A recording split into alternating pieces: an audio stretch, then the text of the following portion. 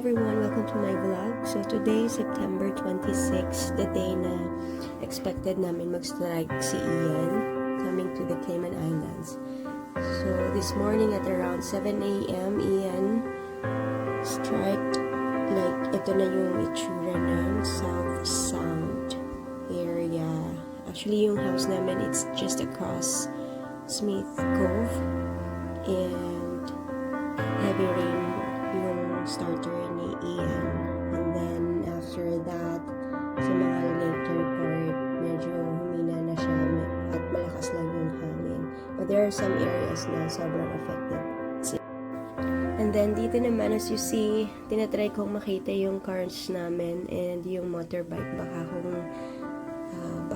matumba yung mga kahoy or kaya hindi sila safe sa labas. And after that, nung nag-clear na ang pathway and wala na yung sobrang rain, ang maganda kay Ian is that mahangin lang siya pero wala siyang dala masyadong rain, pabugso-bugso yung pag-ulan niya.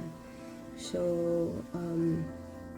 may time kami to go to Smith Cove Beach and we checked kung gaano kataas yung water doon.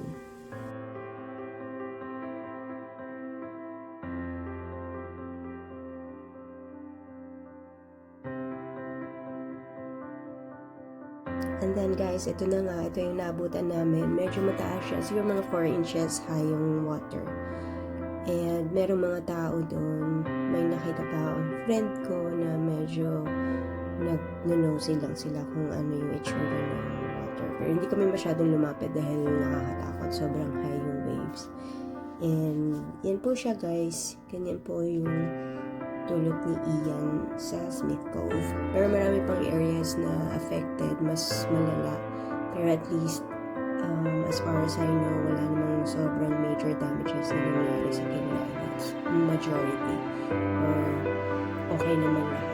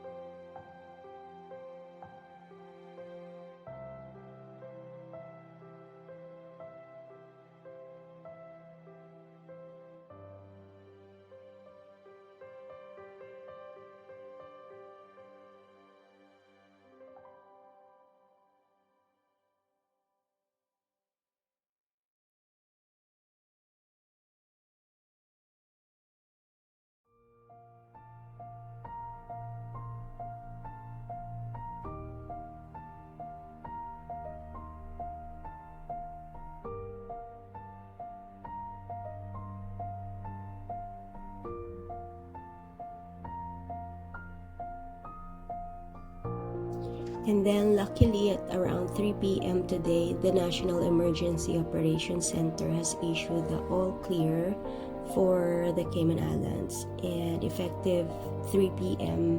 Monday of the 26th of September. And then Hurricane Ian is expected to continue going to Cuba. I hope that all the people will be okay there.